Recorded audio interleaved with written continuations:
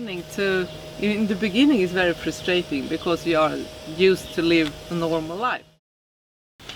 Okay, so we're back with more of our conversation with Helen and Ola. And in today's little segment, we talk a little bit more about the challenges that they face, these challenges that are specific to living as a sailor.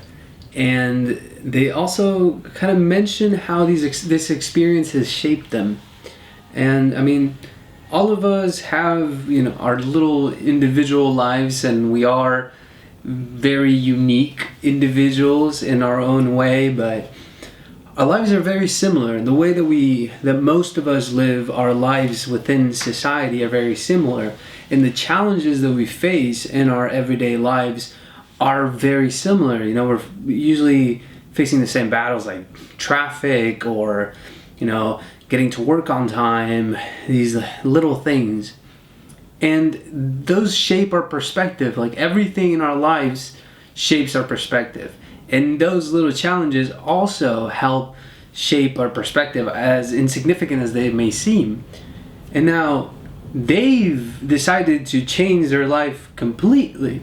And so now the experiences that they have are not like the experiences that we face on our day-to-day routines. And as we can imagine, as we know, these help to shape your perspective, how you see the world. It's not a super deep dive into that, but I think this is something good to keep in mind while listening to the conversation and just in general. So I hope you enjoy today's portion of this interview. I want to talk about making plans. How's that? You can't really make plans, can you? You're at the mercy of the weather most of the time, right? Yeah, we had the plan we're gonna go down to Mediterranean. Now we don't know. So too specific. You can't get too specific with plans, right? Like you can't say on Tuesday at 10 p.m. we will be there. No. That we have learned a lot.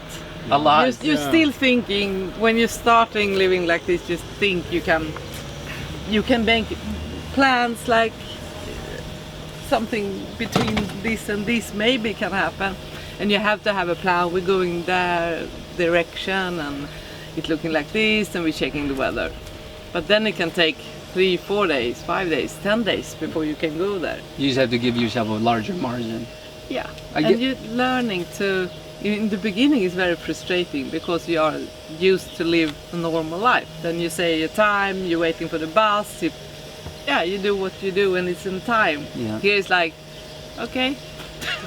we're on the boat's time. And the weather gods. Yeah, we have a friend we're gonna pick up in Cartagena next Friday. But you don't know. Maybe. Yeah. Do you do that often? Do you take friends with you on tour? No, it's the first time. The first time ever? Yeah. Oh, cool. How do you think that'll go? I don't know. It's gonna be okay. We'll find out. We'll find out. He wants to sail over open ocean because open water. No, he's sailing in Sweden inside, so it's sweet water and it's islands everywhere, So he wants to have this, just the blue. So we see if we do it, if we can do it.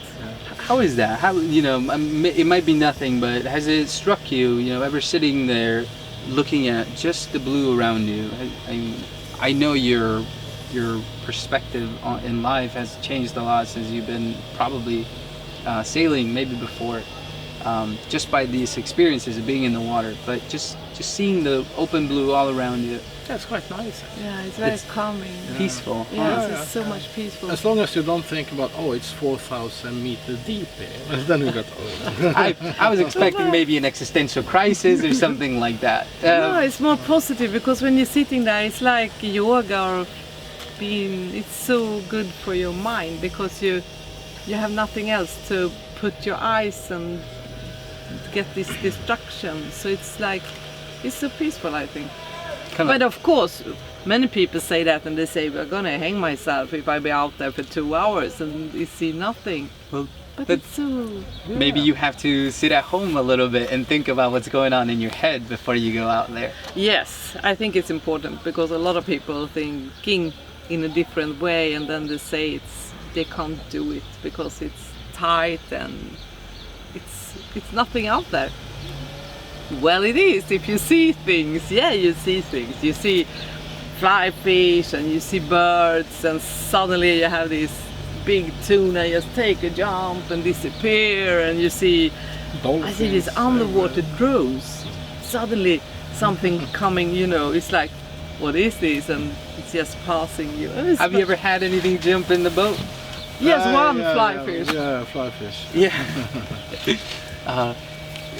These, I couldn't do it because I'm very afraid of everything. So I would curl up in a ball and just, I was like, okay, this is my time has come.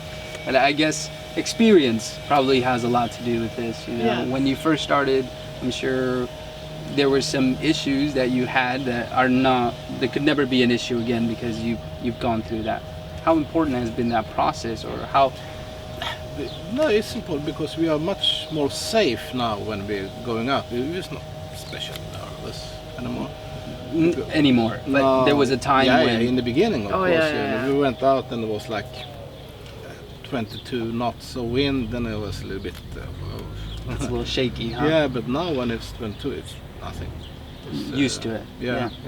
And we really have learning by doing, because we started with all these locks in Holland. We went the standard mastroot is you can go with the mast up in the small channels. The water system they have in Holland is fantastic, but you have like 250 bridge opening and locks you're going through, and that was a big learning for us, because you have to learn to control the boat. It's like a big horse, you know. After a while you'll be safe to control it, and you're feeling how she working. Yeah, and some of the locks are like 4.5 meter wide, and this boat is almost 4 meters, you know. So you have like this on the both sides when you try to get it in, you know. So. How do these work? I obviously don't know. Now you These go in, locks. yeah, they go into the lock and then they put in water or take out water, because it's different levels. You know? Oh. So you have to go up or down, you know. So you know. Got you. Kind of like a dam almost. Yeah. No, cool. There was one last thing. Lots of them, especially in Holland, they have everywhere. Because you go into these The channel system. the in channel Holland, system. yeah. The channel system. It's a water system in they call them the Dutch waterways. Way. Yeah. Actually, you can go all the way from Germany down to France and Marseille, come out in the Mediterranean, from the Baltic Sea to the Mediterranean. Through You the can channel go- system. Yeah. But then you have to take down the masts. You know, Ah. we didn't want to do that. It's nice to sail. Seems a lot of work probably. Yeah. It's it looks heavy. Yeah. Yeah. You don't want to do No, that. No. it's nicer to sail. Then you have to go for engine all the way. Okay, so that's it. That's it for today. Make sure to subscribe and come back. There is more to this conversation, and there will be more things. And you must subscribe in order to see this stuff. That's not true, but it helps.